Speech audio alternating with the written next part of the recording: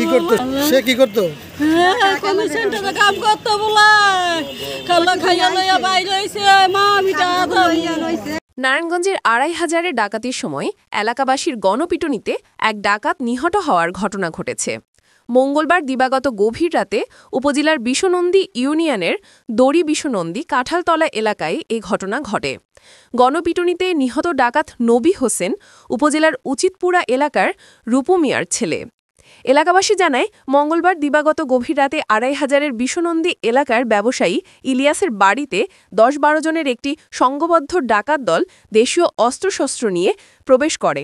এ সময় বাড়ির সদস্যরা বিষয়টি টের পেয়ে ডাকচিৎকার করলে ডাকাতরা তাদের ওপর হামলা চালায়। এতে ইলিয়াসের স্ত্রী কুলসুম, ছেলে নাইম, ভাই আবুল ও প্রতিবেশী ফারুক সহ ৪ জন আহত হন। ডাকাতির খবর ছড়িয়ে পড়লে স্থানীয়রা মসজিদের মাইকে ঘোষণা দিয়ে আশেপাশের লোকজনকে জড়ো করে ডাকাতদের ঘিরে ফেলে। অন্যরা পালিয়ে গেলেও নবী হোসেন জনতার হাতে আটক হয়। এলাকাবাসী গণপিটুনি দিলে ঘটনাস্থলেই তার মৃত্যু হয়। নিহতের পরিবারের দাবি, নবী হোসেন ডেকোরেটরের কাজ করতেন। গত রাতে ঢাকা যাওয়ার কথা বলে সে বাড়ি থেকে বের হয়। সংবাদ পেয়ে পুলিশ ঘটনাস্থল থেকে নিহতের মরদেহ উদ্ধার করে ২৫০০ থানায় নিয়ে আসে।